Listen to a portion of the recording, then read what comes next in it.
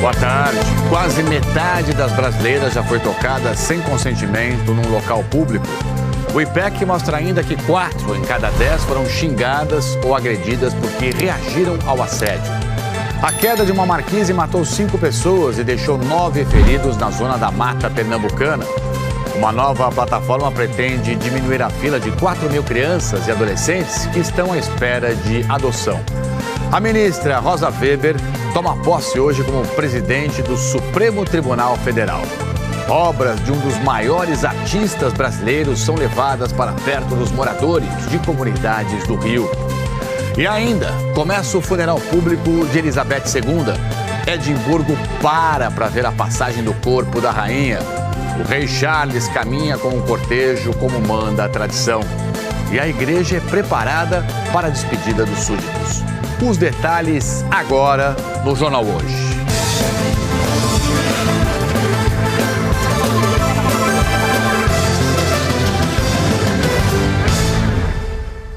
Milhares de pessoas acompanharam hoje o cortejo fúnebre da Rainha Elizabeth II por Edimburgo, na Escócia.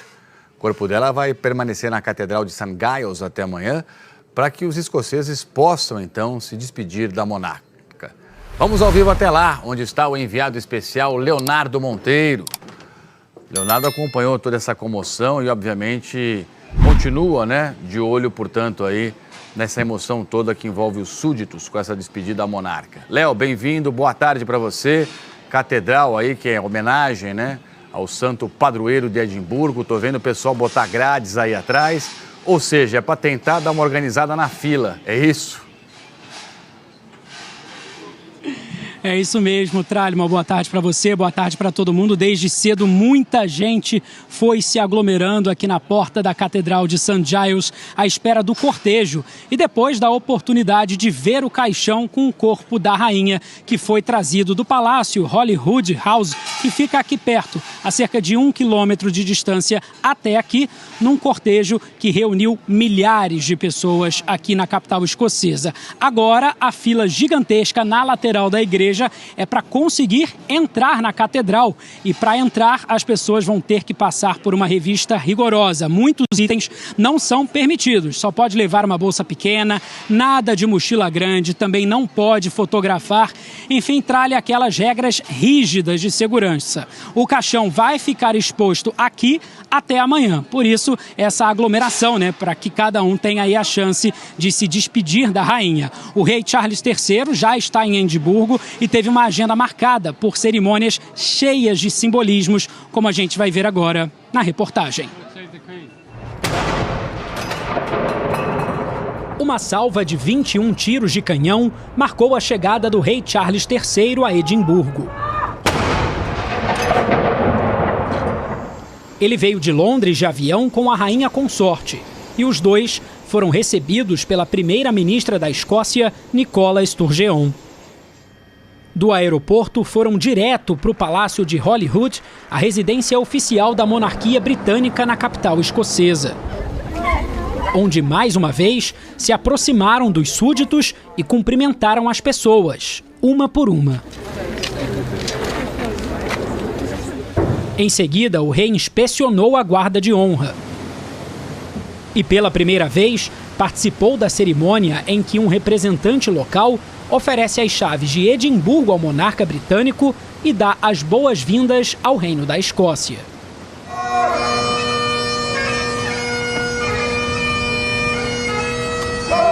Por volta das 10h30 da manhã, no horário de Brasília, o caixão com o corpo da rainha Elizabeth deixou o Palácio de Holyrood em direção à Catedral de St. Giles.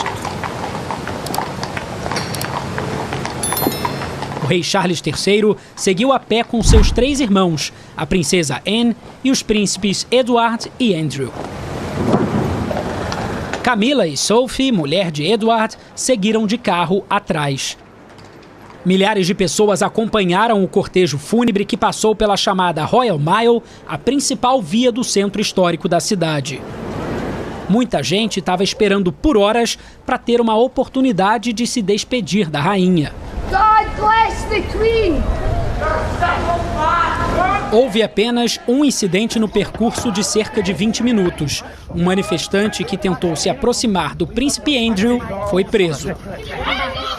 O caixão envolto com o estandarte real da Escócia e com uma coroa de flores brancas foi levado para a Catedral de St. Giles por guardas do Regimento Real Escocês e uma coroa da Escócia foi depositada sobre ele. A cerimônia religiosa teve forte influência escocesa, incluindo um canto em gaélico.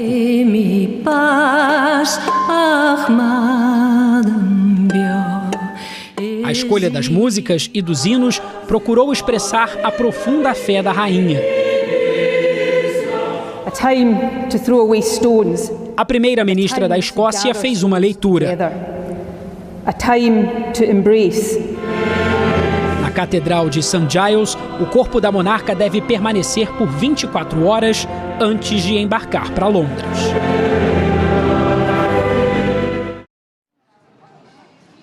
O rei Charles III e a família real já deixaram aqui a Catedral de St. Giles, Trali. Mais tarde, o rei deve voltar até o Palácio de Holyrood House, onde ele vai se encontrar com a primeira-ministra da Escócia, Nicola Sturgeon. Charles e Camila também vão participar de uma sessão do Parlamento escocês em que os membros do Parlamento devem fazer uma homenagem à rainha Elizabeth. Por volta das 7h20 da noite, o rei volta para participar de uma vigília dentro aqui da Catedral de St. Giles com outros membros da família real. Trali.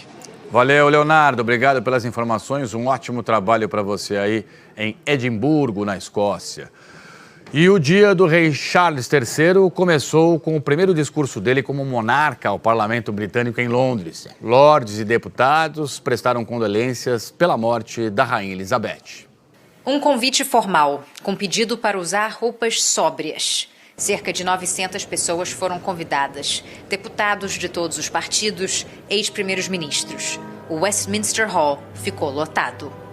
O salão de quase 1000 anos é o mais antigo do Palácio de Westminster, sede do Parlamento Britânico, e foi palco de eventos históricos. O velório do ex-primeiro-ministro Winston Churchill em 1965. Nelson Mandela e Charles de Gaulle também fizeram discursos memoráveis na escadaria do salão.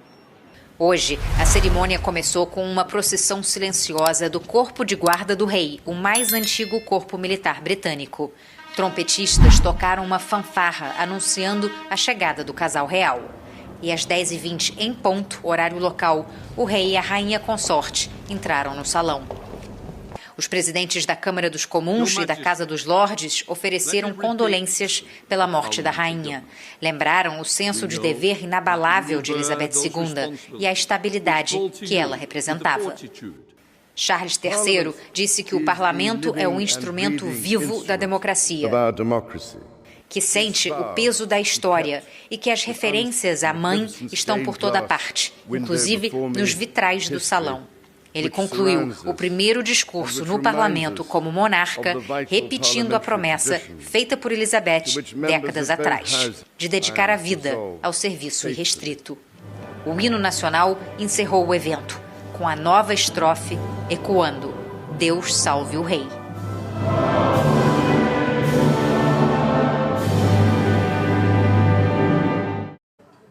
Rei Charles III, né, tá sentindo o peso aí da responsabilidade, né, de assumir o trono no lugar da mãe.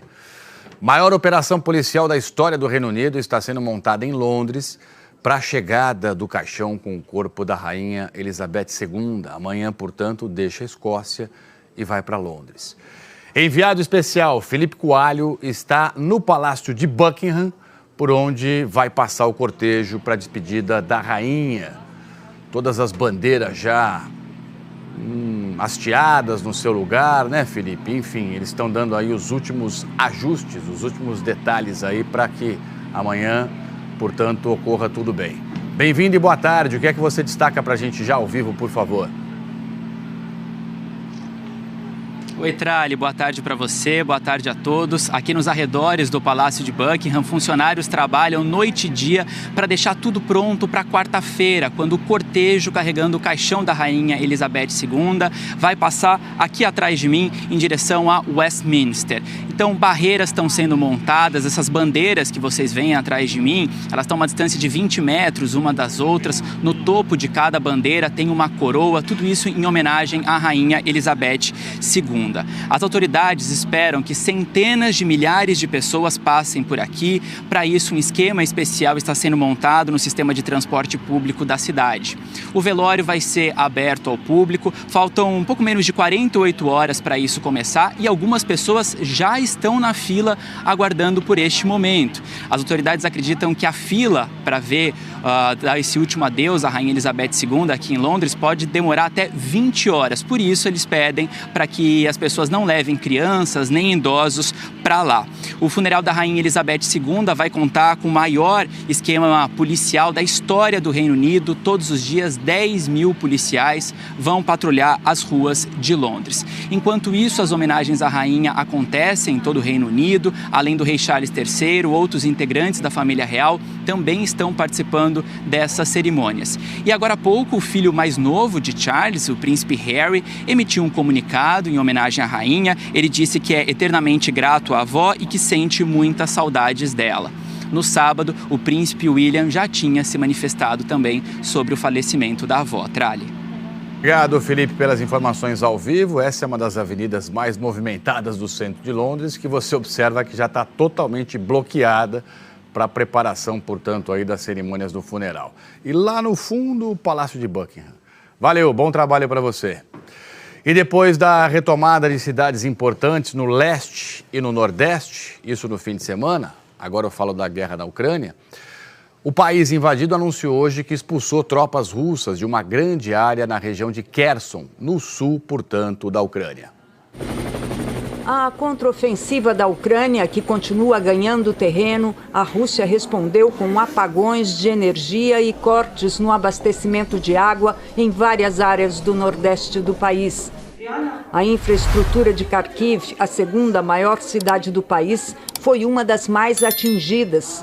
Ontem lá o apagão foi total. Os ataques russos provocaram também muitos incêndios. Bombeiros foram vistos combatendo fogo em uma usina termoelétrica de Kharkiv. Hoje à tarde, novos apagões foram registrados. O metrô parou. Volodymyr Zelensky denunciou ruptura de energia também na usina nuclear de Zaporizhia, a maior da Europa. O presidente ucraniano chamou os russos de terroristas por atacar infraestruturas civis e não instalações militares. O vice-chefe dos serviços de emergência da região de Kharkiv confirmou que um oficial foi morto depois que um míssil atingiu um local de infraestrutura. Moscou negou que suas forças atirem em civis deliberadamente. Depois dos avanços recentes no Nordeste, hoje a porta-voz do Comando Militar no sul do país disse que a Ucrânia recuperou uma área de 500 quilômetros quadrados na região de Kherson. No fim de semana, as forças ucranianas retomaram as cidades de Izium e Kupiansk, onde a administração montada pela Rússia da região de Kharkiv estava baseada. Na pior derrota para as forças de Moscou desde que foram repelidas dos arredores da capital Kiev em março, milhares de soldados russos deixaram para trás munições e equipamentos ao fugirem da cidade de Izium, que usavam como centro logístico. O oficial russo instalado na região de Kharkiv, Vitaly Ganchev, disse hoje que a situação está se tornando mais difícil a cada hora. Ontem, o Ministério da Defesa da Rússia publicou um mapa mostrando que as forças russas abandonaram quase que inteiramente a região de Kharkiv.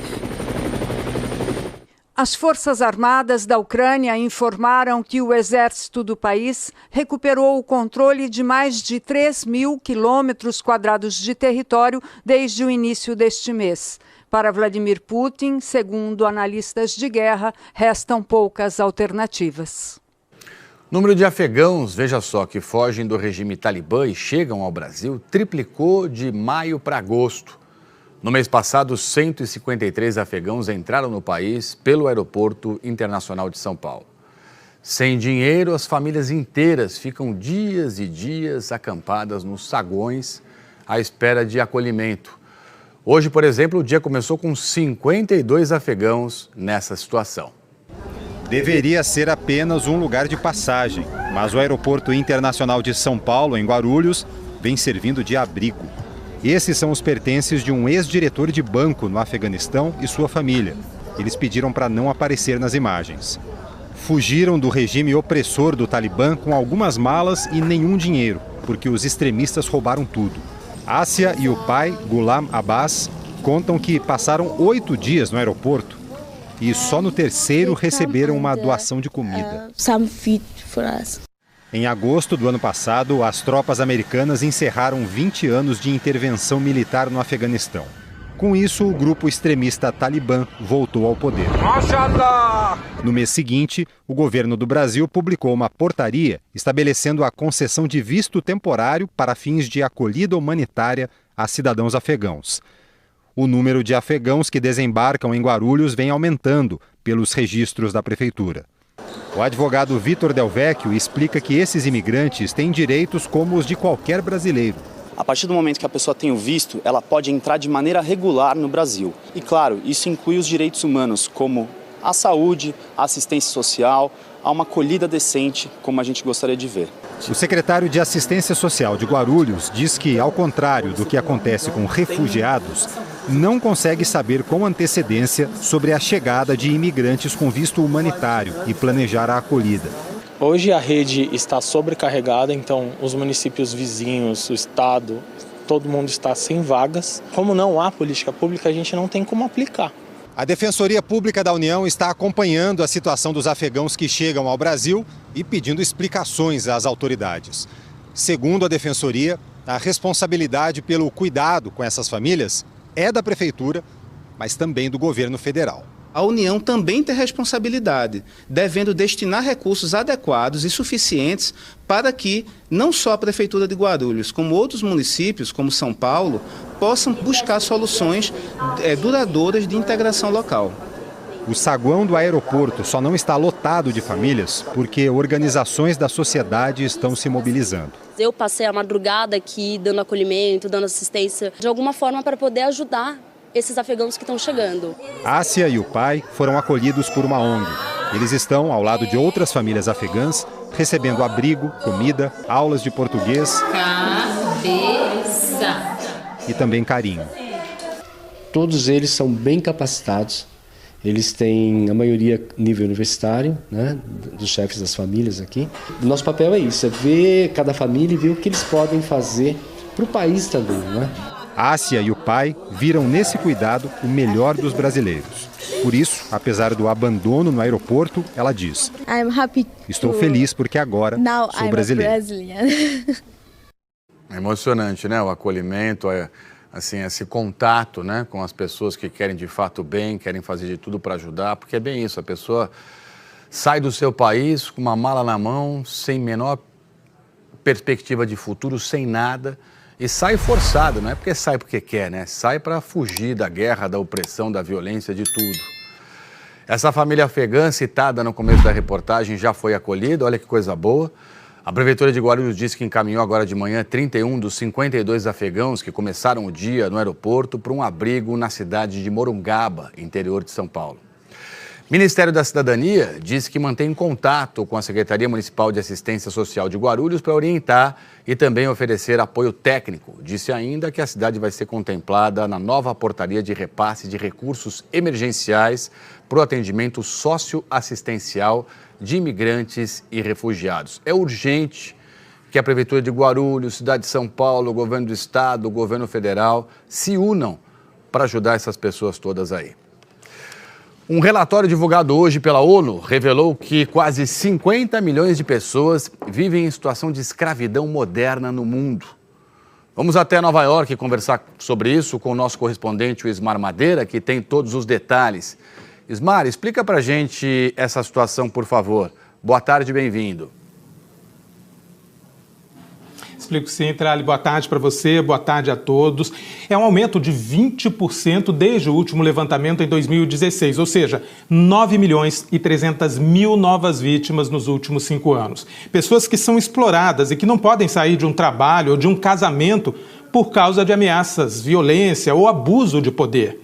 De acordo com os pesquisadores, a situação se agrava no mundo por causa das crises, da pandemia, das mudanças climáticas e os conflitos armados. Essas crises aumentaram a insegurança econômica e muitas pessoas tiveram que migrar para outros países. O relatório mostra que imigrantes estão mais vulneráveis a situações como essas e que mais da metade está em países ricos. A região da Ásia e do Pacífico é a que tem mais casos, segundo a ONU. Mas há registros em todos os países do mundo. Mulheres e crianças estão especialmente vulneráveis. Qualquer casamento com criança é considerado escravidão moderna. A ONU recomenda que casamento com menores de 18 anos seja ilegal em todos os países do mundo e que se ampliem as fiscalizações contra o trabalho forçado, que os estados se comprometam em proteger os trabalhadores, entre outras medidas, para reverter esse cenário que a gente frequentemente pensa que é passado, mas, na verdade, como a gente está vendo, não é não, viu, Trali? Obrigado, Ismar, pelas informações ao vivo. Essa é uma cruzada mundial, né? Combater esse tipo de situação. Polícia de São Paulo investiga o que provocou um incêndio que matou 6 pessoas numa casa de repouso clandestina. Uma equipe da Defesa Civil foi até a casa de repouso na manhã desta segunda-feira para fazer uma vistoria. Só que os agentes não entraram porque o proprietário do imóvel não apareceu para abrir. Pouco depois, investigadores da polícia chegaram, tiraram fotos da casa e conversaram com vizinhos. O fogo começou neste quarto na madrugada do último sábado. 6 pessoas morreram. 5 idosos e a cuidadora Adriana dos Santos Souza, de 39 anos. Era o primeiro dia de trabalho dela. Apenas outras 2 idosas sobreviveram e foram levadas para o hospital. A proprietária da casa de repouso Lar da Vovó já prestou depoimento à polícia. Ela disse que tem um espaço há 2 anos e que nesse tempo mudou de endereço 4 vezes. E confirmou também que não tem o alvará de funcionamento nem o auto de vistoria do Corpo de Bombeiros. Em nota, a Secretaria Municipal de Saúde de São Paulo informou que a instituição já tinha sido interditada 2 vezes em endereços distintos. E o atual era clandestino. A Secretaria não tinha conhecimento da atividade irregular no local. A polícia já fez uma perícia no imóvel. Uma das hipóteses é de que o incêndio tenha sido causado por um curto-circuito. Tragédia, né? A Secretaria de Saúde de São Paulo informou que os parentes das idosas que foram internadas não permitiram que o hospital informasse o estado de saúde delas. A polícia tem obrigação agora, né, de investigar responsabilidade aí por essa tragédia. No Pará, bombeiros entraram no 5º dia de buscas por desaparecidos no naufrágio de uma embarcação clandestina na quinta-feira passada. Você vem acompanhando isso aqui todos os dias praticamente com a gente no JH. 11 embarcações, 2 aeronaves auxiliam aí no resgate das vítimas. Até agora, segundo os bombeiros, já foram encontrados 22 corpos. Segundo a polícia, o barco saiu de um porto clandestino de Cachoeira do Arari, na ilha de Marajó, e transportava 82 pessoas. De acordo com a Capitania dos Portos, a embarcação não tinha autorização para fazer viagens intermunicipais. O dono do barco sobreviveu. O advogado dele disse que ele vai se apresentar ainda essa semana à polícia. Por que não apareceu até agora, né? No interior do Paraná, 4 pessoas morreram num acidente hoje por volta das 7 da manhã na BR-376 em Tibagi. Dá uma olhada comigo, ó. Um caminhão bitrem tombou e aí toda a carga de madeira caiu em cima de um carro que vinha no sentido contrário. 5 pessoas estavam nesse carro, 4 morreram no local, uma foi socorrida em estado grave. O caminhoneiro contou para a Polícia Rodoviária Federal que jogou o bitrem para o acostamento para não bater num outro veículo e que a manobra então fez o caminhão tombar.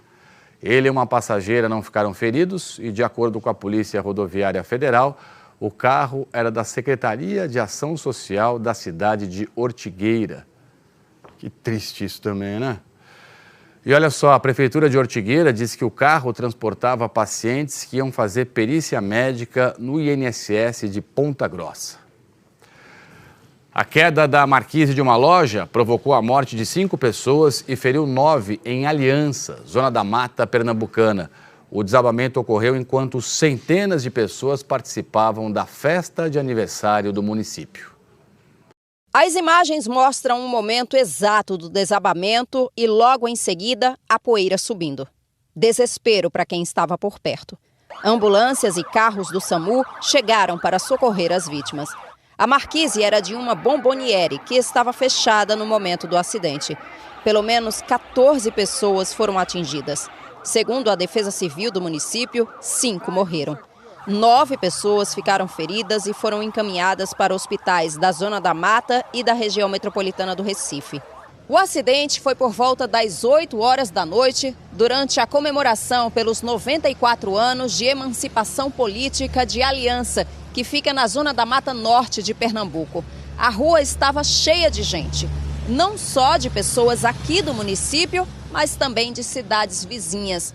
A marquise daquela loja despencou em cima da calçada. Marluce estava no local da festa com a família.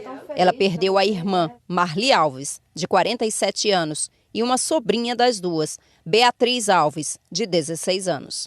A gente não estava parada, estava todo mundo andando, caminhando para ir justamente lanchar para ir para casa. Aí quando a gente viu, já foi as pedras caindo por cima, todo mundo pedindo socorro. Você também se machucou aí um bocado? Um pouquinho. O que menos se machucou fui eu. Seu Adelino perdeu a mãe, Dona Corina, de 77 anos, na queda da marquise. Ele disse que ela adorava acompanhar as festividades no município. Eu sabia que ela tinha vindo para cá mesmo, para o desfile, né? Que era assim, ela gosta de olhar o movimento, né? Portanto que acho que não teve também missa essa noite, nem nada, aí ela aproveitou e veio olhar esse negócio. Quando chegou bem cedo, eu soube de certeza que ia acontecer isso com ela, né? Zósimo faz parte da banda de uma escola que se apresentou ontem no desfile. Diz que ele, a mulher e a filha adolescente escaparam por pouco. Quando a banda passa e que a gente chegou ainda na frente do palanque, 2 minutos depois, creio que isso, veio esse acontecimento, né? Esse desastre triste, muito triste. 94 anos da cidade e, infelizmente, veio essa tragédia, né? Da irmã que morreu, Marluce vai guardar um ensinamento. Só baixe sua cabeça para uma cabeleireira, mas para ninguém. Era isso que ela dizia a todo mundo daqui. A última lembrança dela é pedindo socorro e eu não podia fazer nada, né? Dureza. Além da Marli, da sobrinha dela, Beatriz, e da dona Corina, morreram nessa tragédia uma adolescente de 13 anos e um homem de 25. Os nomes não foram divulgados pela Prefeitura de Aliança. E dos 9 feridos, 5 já tiveram alta. Entre as 4 pessoas ainda internadas, é grave o estado de um homem. Nossos sentimentos aqui para todas as vítimas e parentes e amigos. Defesa Civil Municipal, que investiga o desabamento, ainda não encontrou o dono da bomboniere. A Prefeitura de Aliança disse em nota que uma equipe de engenheiros está apurando agora informações técnicas, aguarda o laudo das perícias para tentar entender como é que essa marquise desabou em cima das pessoas. E ainda hoje, obras de Portinari são levadas para perto dos moradores de comunidades do Rio. E a seguir, olha, uma pesquisa mostra que quase metade das brasileiras já foi tocada sem consentimento num local público. E uma nova plataforma pretende reduzir a fila da adoção. A gente volta já com todos os detalhes e muito mais para você.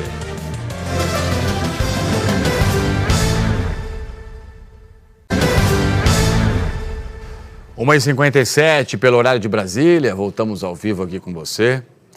Veja isso, 4 em cada 10 brasileiras já sofreram importunação sexual em locais públicos, principalmente no ônibus ou metrô. É o que revela uma pesquisa do IPEC, obtida com exclusividade pelo G1 e pelo Jornal Hoje. Eu estava no ônibus de vestido e o moço passou a mão na minha perna. Já passei por várias situações constrangedoras de ficar com medo e querer descer do ônibus, tipo de encoxar. Eu estava pegando o ônibus da faculdade, tinha um homem mais velho, né? Com um celular, assim, mirando para um canto, né? Ele estava filmando o bumbum da menina, né? Estava no ônibus, o ônibus esvaziou e um cara sentado do meu lado, ele começou a se masturbar do meu lado. Gabriela Mendonça, Kimberly Siqueira, Vanessa e Gabriela Magalhães. Essas 4 mulheres disseram que ainda temem usar o transporte público por causa de uma possível violência sexual. Uma pesquisa inédita realizada pelo IPEC em parceria com o Instituto Patrícia Galvão e obtida com exclusividade pelo G1 e pelo Jornal Hoje, mostrou que 32% das mulheres no Brasil relataram que já sofreram algum tipo de importunação sexual no ônibus, metrô ou trem. Os pesquisadores entrevistaram 400 mulheres e 800 homens que não precisaram se identificar para responder as perguntas.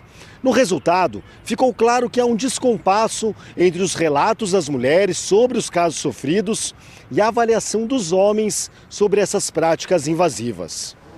45% das mulheres contaram que foram tocadas sem consentimento em local público, mas apenas 5% dos homens admitiram a prática.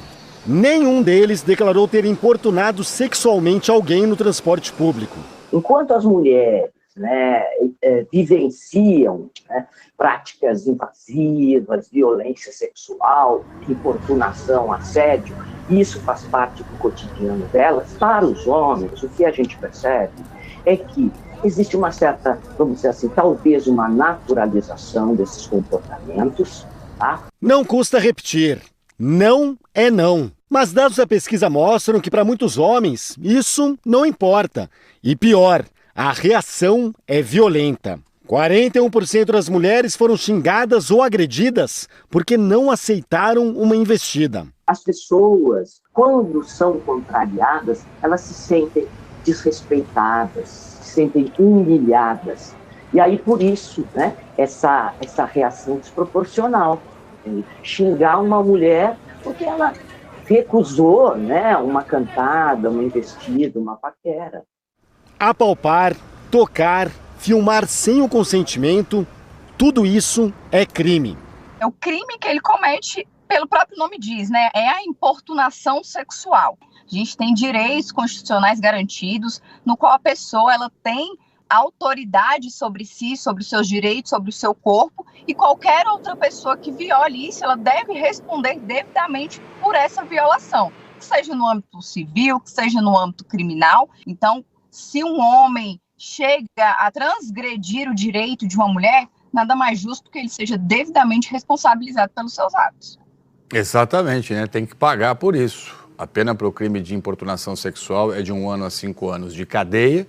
E é fundamental cada vez mais que as mulheres denunciem e que a polícia, Ministério Público e Justiça façam a sua parte para dar proteção às mulheres e fazer com que elas se sintam encorajadas a denunciar cada vez mais. Só assim que a gente pode mudar essa cultura machista e perversa que ainda reina no Brasil, infelizmente. Um sistema criado pelo Conselho Nacional de Justiça reúne fotos e vídeos capazes de mudar muitas vidas. É uma forma prática de aumentar as chances de adoção de crianças e adolescentes que estão na fila de espera por uma família. Maria Beatriz foi adotada ainda bebê com 1 ano de idade. Ela é indígena de Pará. É filha de Adriana, que também adotou a Andelita em 2018, quando ela tinha 17 anos. Após perder os pais, a Andelita teve que esperar 8 anos até ser acolhida. No começo é estranho, que se fica lá assim a sua família, mas você acaba acostumando, vendo as outras pessoas assim. Mas depois é ruim que você vê as pessoas indo embora e você ficando. Aí você acaba trocando de abrigo, que lá onde eu fiquei tem um abrigo de criança e de adolescente. Aí eu fui pro de adolescente e fiquei. É angustiante você ver as pessoas chegando, acompanha o processo delas e ela indo embora. Eu achava que eu fazia parte da mobília. Em todo o país, mais de 4.000 crianças e adolescentes esperam por uma família. Segundo o Conselho Nacional de Justiça, mais da metade delas não consegue encontrar pretendentes. Isso porque são mais velhas, têm irmãos, doenças ou deficiências. Estão fora dos principais perfis procurados para adoção. A ideia do Conselho é facilitar o acolhimento desses grupos. Agora, 32 mil brasileiros credenciados no Sistema Nacional de Adoção começaram a ter acesso a uma nova ferramenta. É uma busca ativa. Os pretendentes vão poder consultar o primeiro nome da criança, a idade, a cidade dela, ver fotos e um curto depoimento em vídeo. Já são mais de 240 crianças cadastradas após indicação da Justiça, que também precisa liberar o acesso dos pretendentes ao sistema.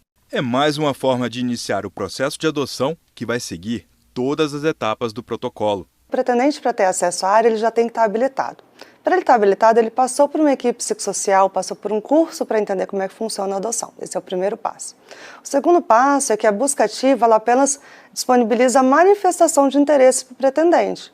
Então, a partir do momento que ele tem interesse em conhecer aquela criança, aquele adolescente ou aquele grupo de irmãos, ele vai ser acompanhado pela equipe técnica da Vara de Infância e Juventude daquela criança, para ver se ele realmente tem condições de adotar. Né? Ter essa visibilidade para essas crianças é a oportunidade da gente conseguir que todas as crianças tenham famílias no Brasil, né? Que é o nosso grande sonho, o sonho do Estatuto da Criança e do Adolescente. O direito à adoção é o direito da criança, né? Então a gente precisa garantir que seja dado o máximo de chances para ela ter uma família. De janeiro a setembro deste ano foram mais de 2.000 adoções pelo Sistema Nacional. 550 crianças tinham até 2 anos de idade. E apenas 50 eram adolescentes, de 14 a 16 anos. Um cenário bem diferente do perfil de quem mora em abrigos. Hoje são 343 crianças com até 2 anos e 672 de 14 a 16 anos. E mais de 700 têm mais de 16 anos, todos à espera de um lar. É legal ver que é possível, literalmente, uma pessoa de sangue diferente adotar outra criança de sangue diferente para fazer parte da família. A Adriana, mãe da Maria Beatriz e da Andelita, diz que tudo mudou depois da maternidade. Foi assim um divisor de águas, me ensinou muito, e ser mãe das meninas me ensina muito. E o fato da gente ter, eu acho muito especial a adoção, porque é um encontro, são 2 encontros improváveis, né? No mundo todo, só 2 pessoas são minhas filhas. E no mundo todo, só eu sou a mãe delas. Eu acho isso muito mágico, porque pela gestação fica meio óbvio que vai acontecer, mas na adoção torna tudo muito especial. Que bacana, né?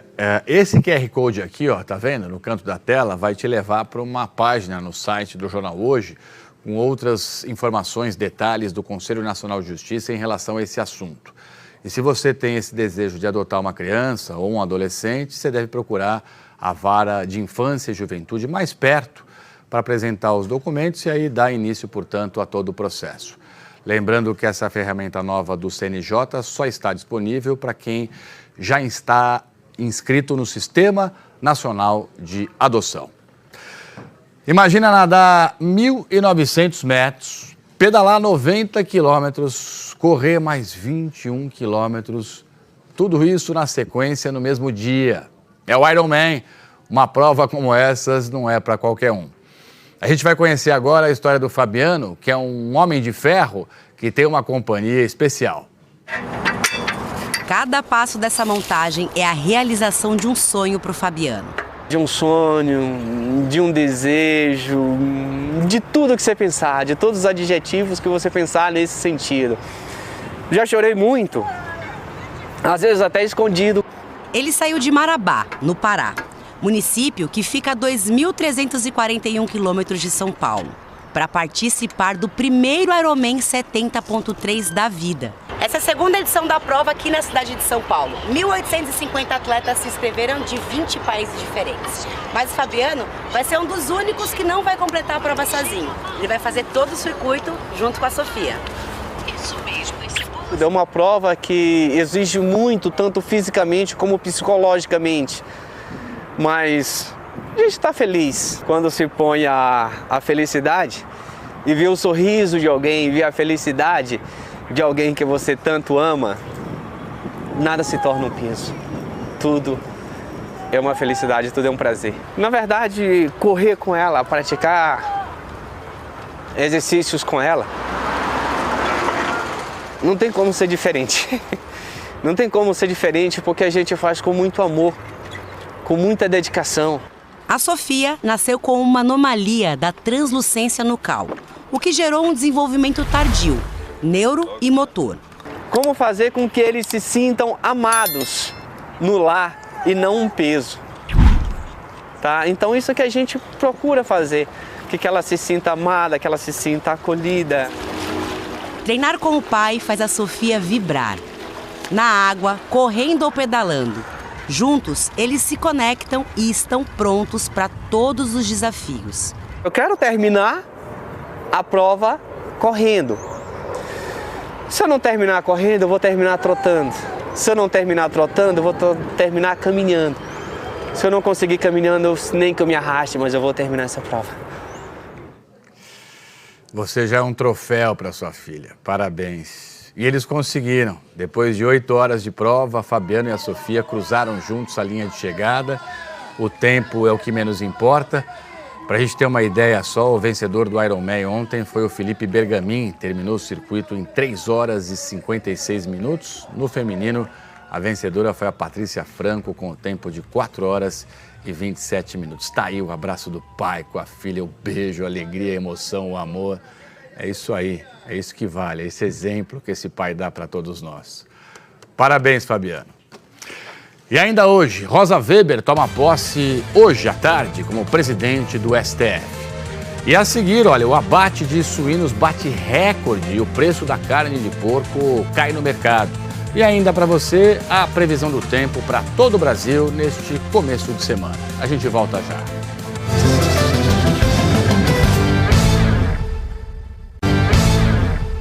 Estamos de volta ao vivo aqui com você.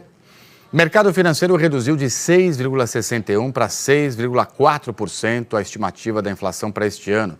Foi a 11ª queda seguida da expectativa do mercado para o IPCA, que é o Índice Nacional de Preços ao Consumidor Amplo, a inflação oficial. O Banco Central já admitiu que vai estourar o teto da meta, que é de 5%, como aconteceu no ano passado. Os economistas passaram a prever uma alta ainda maior do Produto Interno Bruto, que é a soma de todos os bens e serviços produzidos pelo país. Previsão do PIB subiu de 2,26% para 2,39%. O abate de suínos no Brasil bateu recorde no segundo trimestre e, de acordo com o IBGE, foi o maior índice dos últimos 25 anos. Com mais carne no mercado, o preço caiu. A Sandra escolheu uma das carnes mais baratas para moer. Mesmo assim, a conta assusta. O chão de dentro, R$ 52,90. Diante desses preços, seu Antônio não teve dúvida. Eu vou comprar esse lombinho aqui, R$ 37,90 o quilo. O açougueiro conta que o que mais tem é cliente assim, deixando de lado a carne bovina. Já estou optando mais para frango e o porco. Tem sido mais costelinha, lombo, o pernil. Seu Orlando está adaptando o kit churrasco que monta para a clientela. Antes seria 70% carne de boi, hoje 10%, 15% carne de boi. O resto é frango e carne de porco. A conta dos açougueiros daqui do Mercado Central de Belo Horizonte é a seguinte: a cada 10 quilos de carne que eles vendem, 4 a 5 quilos são de porco. E essa demanda muda muito o movimento lá no campo. Segundo o IBGE, há 25 anos, os criadores não abatiam tantos suínos. Comparando o segundo trimestre deste ano com o mesmo período de 2021, a alta foi de mais de 7%. Destaque para Santa Catarina, Paraná, Rio Grande do Sul, São Paulo, Mato Grosso do Sul, Minas Gerais e Goiás. O abate aumentou e as exportações caíram. Segundo a Federação da Agricultura de Minas Gerais, países como a China normalizaram a produção interna de suínos e deixaram de importar a carne brasileira depois de 2 anos de muita procura. Isso fez o preço aqui no Brasil cair. O consumidor comemora, já o criador não ficou nada satisfeito. Estamos com um custo de produção hoje acima de R$ 7,00, próximo de R$ 7,40, R$ 7,50 e comercializando o suíno a pouco mais de R$ 7,00 e às vezes, no máximo em R$ 7,00. Com isso, a remuneração do produtor passou a ser negativa. A FAENG aposta numa melhora no preço da carne de porco para o produtor, já que a produção de carne bovina deve ficar mais em conta nos próximos meses. Agora, para a safra 22-23, a gente tem uma previsão de produção de milho e soja muito grande. E o milho e soja é a base da alimentação animal, então o fornecimento dessa ração fica mais barato. Além do mais, que as chuvas regularizando, você tem pastagens para alimentar o gado. É uma alimentação mais em conta e faz com que o custo de produção caia e o consumidor pague mais barato. Até lá, o Giovanni vai equilibrando as escolhas. eu faço mais economia comprando ovos, né? É a proteína, substitui bem, é satisfatório e é muito gostoso um ovo bem frito ou bem cozido, ou pochê. Ovo é muito bom. Com pão, adoro. Maravilha. O importante é cair, né? O preço do alimento tem que cair. Cair em todos os níveis, todos os patamares, porque o povo está com dificuldade para comprar comida já tem um tempão. Durante a pandemia, muitas pessoas passaram a trabalhar de maneira remota e, de olho nesse mercado, donos de pequenas cafeterias têm se preparado para atrair ainda mais esse público. Até parece um lugar só de lazer, mas muita gente vem para trabalhar. A Catiana prefere reunir os funcionários em cafés. É mais gostoso, né? Sentindo o cheiro do café, produzindo, pensando. Acredito que saia coisas maravilhosas. Algumas cafeterias já nascem com a proposta de ser também um coworking, um espaço de trabalho compartilhado.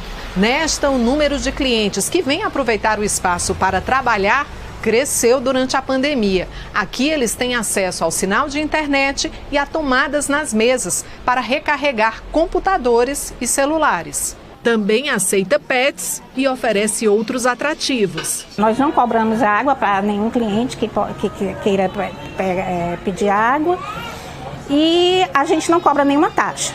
A Carol analisa alguns detalhes na hora de trocar o escritório de casa por um ambiente assim. Primeiramente, internet, o café, atendimento, você se sentir acolhido no local que você está recebendo. Segundo o Instituto de Pesquisa Econômica Aplicada, o IPEA, não existem dados oficiais sobre o número de pessoas trabalhando em home office, mas a estimativa é que cerca de 20 milhões de trabalhadores brasileiros poderiam fazer suas atividades de forma remota. O Sebrae diz que, de olho nesse potencial, muitos negócios começaram a acolher profissionais que precisam de um espaço alternativo para trabalhar. Mas os empreendedores precisam ficar atentos para receber esses clientes de forma adequada. A pessoa que vai para uma cafeteria, ela sabe que está no ambiente público, mas mesmo assim, se a empresa está oferecendo esse espaço, é importante que ela faça o distanciamento da mesa para que eu possa ter a minha privacidade na hora que eu estiver trabalhando, dependendo daquilo que eu vou trabalhar no notebook, eu não posso estar mostrando para qualquer um. Então, é ter também esse espaço que dê essa privacidade. Além do atendimento no salão, essa cafeteria reserva espaços e cobra uma taxa que é revertida em consumação. Tem gente que passa o dia todo, tem gente que passa um limite de tempo específico, tem gente que vem todo dia.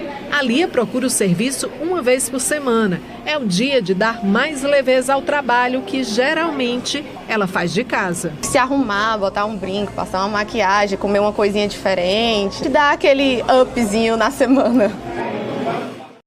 Jaqueline Brasil chega mais. Oi, Trali. Boa tarde. Não tem um cafezinho, mas a casa é sempre sua. Ai, que bom. Boa tarde. Obrigada. Boa tarde para você também. Ô, Jaque, algum alerta de chuva para essa segunda-feira? Tem sim, para o centro-sul, Trali. A previsão é de chuva forte, volumosa, com raios de ventania. Portanto, não dá para descartar o risco de alagamentos. Inclusive, a Defesa Civil de Santa Catarina emitiu um alerta.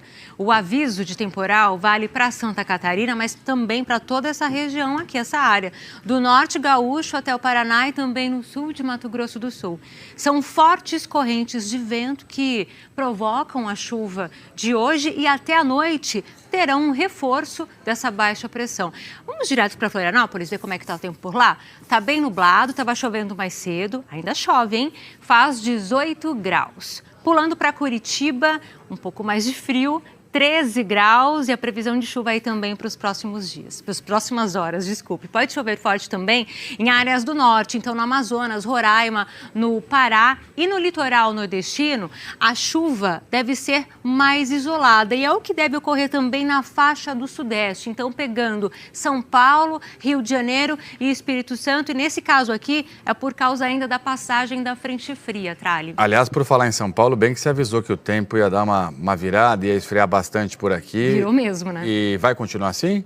Menos frio hoje à tarde, Trali. Hoje máxima de 24 graus aqui na capital paulista, temos imagens aí. Tá até ventando um pouquinho, só vai tentar aparecer, mas o céu vai ficar sem carrancudo e à noite pode chover só aqui de uma forma fraca. E a mesma condição para o Rio de Janeiro também. Olha só, tá bem nublado, 26 graus para você que está aí no Rio.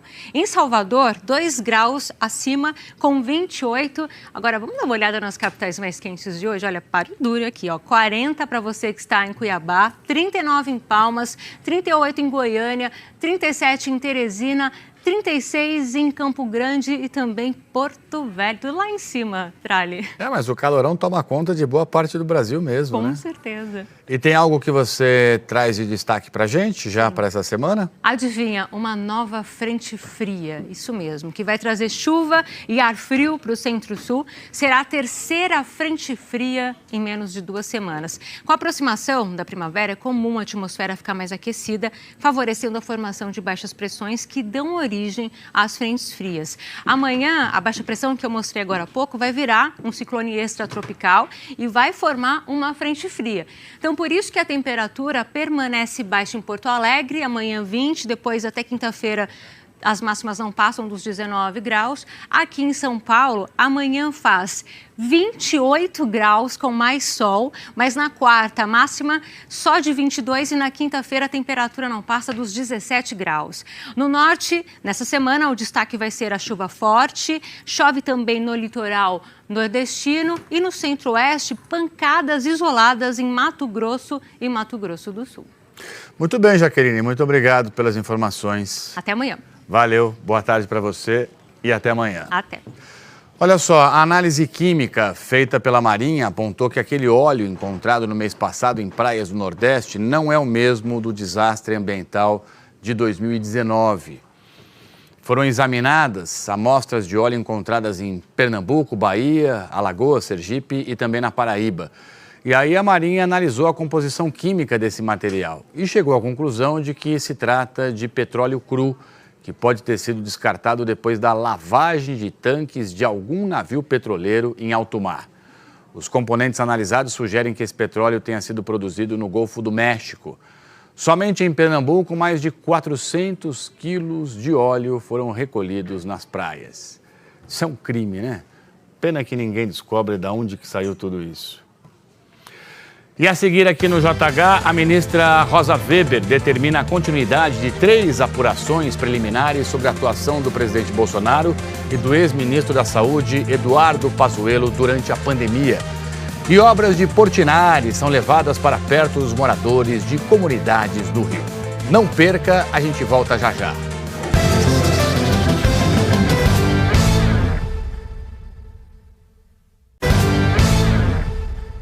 Voltamos, ao vivo sempre. Obrigado aqui pela sua companhia. Ministra Rosa Weber vai assumir hoje à tarde a presidência do Supremo Tribunal Federal no lugar do ministro Luiz Fux. Gioconda Brasil, direto de Brasília, tem todos os detalhes aqui pra gente. Gioconda, bem-vinda e boa tarde. Trali, obrigada, boa tarde a você, boa tarde a todos. A cerimônia de posse é para 1.200 pessoas, convidados, entre eles os presidentes da Câmara, do Senado e dos tribunais superiores do país. Representantes das principais instituições do meio jurídico e todos os candidatos à presidência da República também foram convidados, entre eles o presidente Jair Bolsonaro. A posse não está na agenda oficial do presidente, que embarcou agora há pouco para São Paulo. A ministra Carmen Lúcia vai discursar em nome da corte em homenagem a Rosa Weber. Rosa Weber nasceu no Rio Grande do Sul em 1948. Em 1971, se formou em Ciências Jurídicas e Sociais pela Universidade Federal do Rio Grande do Sul. Foi juíza do trabalho e ministra do Tribunal Superior do Trabalho e é ministra do Supremo Tribunal Federal desde 2011. Foi indicada para o cargo pela ex-presidente Dilma Rousseff. Em 2018, quando estava no comando do Tribunal Superior Eleitoral, foi a primeira mulher a presidir as eleições gerais do país. No STF, é relatora das ações que questionam o chamado orçamento secreto e chegou a determinar a suspensão do pagamento das emendas apresentadas pelo relator ao orçamento da União. A ministra Rosa Weber vai decidir hoje que processos vai trazer do gabinete para a presidência e assim se manter como relatora dessas ações. Ela é a terceira mulher a presidir o Supremo Tribunal Federal. O mandato é de 2 anos, mas Rosa Weber vai ficar no cargo até outubro do ano que vem, quando completa 75 anos e, pela Constituição, deve se aposentar. Na mesma sessão, o ministro Luiz Roberto Barroso assume a vice-presidência do tribunal. Trali. Obrigado, Joconda. Portanto, ela fica na presidência do STF por pouco mais de 1 ano. Bom trabalho para você aí em Brasília. Ministra Rosa Weber determinou hoje a continuidade de 3 apurações preliminares sobre a atuação do presidente Jair Bolsonaro e também do ex-ministro da Saúde, Eduardo Pazuello, durante a pandemia. A ministra atendeu a um pedido da cúpula da CPI da Covid para que a Polícia Federal faça novas diligências. A Procuradoria-Geral da República tinha pedido o arquivamento desses casos. Na decisão, Rosa Weber disse que considera plausíveis as preocupações da cúpula da CPI para que os casos possam ser aprofundados. A PF vai seguir investigando, por exemplo, suposto crime de charlatanismo e curandeirismo pelo presidente Bolsonaro, quando ele indicou o uso de remédios sem eficácia comprovada no tratamento da Covid. Vamos ver agora a agenda dos candidatos à presidência. Ciro Gomes, candidato do PDT, está em São Paulo. Ciro Gomes participou de um ciclo de debates promovido pelo CIE, o Centro de Integração Empresa-Escola. O evento discute as políticas públicas para o emprego dos jovens. O candidato falou sobre as propostas para a educação. Ele disse que, se for eleito, vai investir em escolas em tempo integral. Os alunos terão direito a 5 refeições diárias, atividades extracurriculares e de capacitação para o trabalho. Ciro Gomes também falou que vai financiar computadores para cursos profissionalizantes online. Programa Internet do Povo. Isso é de aplicação imediata. Eu estou propondo financiar em 36 vezes sem juro, distribuir unidades de Wi-Fi em áreas comunitárias para não rivalizar com os pequenos provedores e fazer uma massiva oferta de cursos profissionalizantes em área de informática, gamers. Isso é instantâneo, pode ser viabilizado em menos de 6 meses. A candidata do MDB, Simone Tebet, passou a manhã em Minas. Simone Tebet chegou a Montes Claros às 11 horas da manhã. Ela foi recebida por apoiadores no centro histórico e comercial da cidade. Em uma entrevista, a candidata do MDB falou de uma de suas propostas para o agronegócio. Se eleita, Tebet quer oferecer um crédito de custeio e de investimento para produtores rurais. Nós vamos garantir para o agronegócio um plano safra plurianual para que ele possa ter previsibilidade, para que possa plantar com linhas de crédito mais baratos, com financiamento mais barato, para que essa comida chegue mais barata na mesa do trabalhador brasileiro. É produzir com preservação ambiental. É possível e nós vamos fazer. Tebet fez uma caminhada pela cidade de Montes Claros. Depois teve uma reunião com empresários e lideranças políticas em um auditório. Luiz Inácio Lula da Silva, candidato à presidência do PT, está em São Paulo. Lula voltou a se encontrar com Marina Silva, da Rede, que declarou apoio ao candidato do PT. Os dois já tinham conversado ontem. Marina foi ministra do Meio Ambiente de Lula, de 2003 a 2008, quando pediu demissão. Lula se comprometeu com as propostas de Marina, entre elas a criação de uma Autoridade Nacional de Segurança Climática. Afirmou que, se eleito, vai combater o garimpo ilegal. E diz que todos os integrantes do governo vão trabalhar para proteger o meio ambiente. A política ambiental será tratada de forma transversal, ou seja, todos os ministros terão obrigação com a questão climática. O desmatamento a gente vai bloquear, as nossas fronteiras a gente vai tomar conta dela para combater o narcotráfico. Obviamente que isso não pode acontecer, 24 horas, porque você tem que estruturar. O presidente e candidato à reeleição do PL, Jair Bolsonaro, passou a manhã em Brasília. Bolsonaro saiu do Palácio da Alvorada e foi direto para a Embaixada do Reino Unido por volta das 11 da manhã. Ele usou a entrada lateral e não deu declarações públicas. O presidente estava acompanhado pelo ministro das Relações Exteriores, Carlos França. Bolsonaro assinou o livro de condolências pela morte da Rainha Elizabeth II. A primeira-dama Michele acompanhou Bolsonaro na ida à embaixada e também escreveu uma mensagem. Pouco depois, a comitiva saiu em direção ao Palácio do Planalto. E olha que bacana, as obras de um dos maiores artistas brasileiros, Cândido Portinari, encontram novos admiradores no Rio. É o projeto Portinari nas Quebradas. O gesto repetido várias vezes é a melhor reação. sinal de que a atenção já foi capturada. Esses pequenos acabam de ser apresentados à obra de Cândido Portinari. É água e essas partes aqui são peixe. Isso daqui tipo é aquelas algas que tipo tem no mar. Museu, teatro, cinema. A maioria aqui não tem acesso a nada disso. Hoje, há condições assim que nós temos, através mesmo do Museu do Grafite, a gente está podendo visitar esses lugares e está trazendo para as crianças esse ver, porque assim, são crianças que não participam disso. O Museu do Grafite é esse espaço bonito e colorido. Antigo galpão que tinha virado Cracolândia. Como o Portinari ele já representava a classe pobre e humilde, então a gente foi como se abrisse as nossas portas para ele poder agora, fazer a representatividade não dele, mas a nossa. São 22 quadros que tratam principalmente das questões ligadas à pobreza e ao meio ambiente. É algum bicho morto, porque os urubus estão ali em volta dele. E isso é uma paisagem da seca de 1988. E pelo visto é muito antiga e chama muita atenção. O Portinari, ele falava sem dizer. Ele mostrava com a arte o descaso dos políticos, das faltas de políticas públicas, o quanto que a morte acompanhava o povo preto. Os quadros são réplicas impressas em alta definição para que fiquem o mais próximo possível dos originais.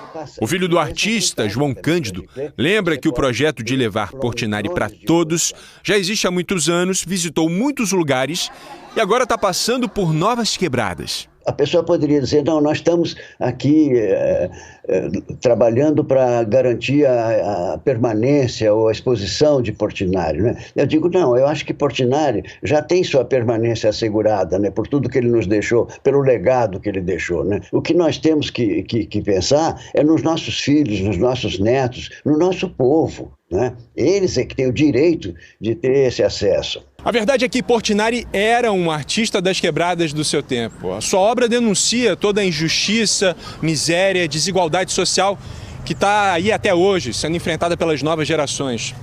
Essa aqui é a terceira parada do projeto, que até o fim do ano ainda vai passar por outras 3 quebradas. Não é isso, pessoal? Com certeza! Os pequenos também podem ajudar a traçar novos contornos para a obra de um dos mais importantes artistas brasileiros que morreu há 60 anos. É uma releitura do Portinari, isso aí significou mestiço, né? Coloquei uma favela, coloquei o Pão de Açúcar, que na verdade não tinha no quadro do Portinari, e fiz a minha releitura em cima da obra dele. É bem inspirador, assim. O que é ficar inspirado? Ficar inspirado, você vê uma coisa e gostar demais, você apaixonou pela coisa. É como se fosse essa obra, a gente olha assim de perto e a gente vê o que ela pode transmitir. Agora, para fazer isso, tem que ser um bom artista, né? Claro, o Portinari é ótimo. Coisa linda. O Jornal Hoje termina aqui. Outras notícias você acompanha logo mais à noite no Jornal Nacional. Daqui a pouquinho já pode rever as nossas reportagens também no Globoplay. Em nome de toda a nossa equipe, muito obrigado sempre pela sua companhia. Tenha um excelente começo de semana, uma boa tarde, fique em paz, se cuide e até amanhã.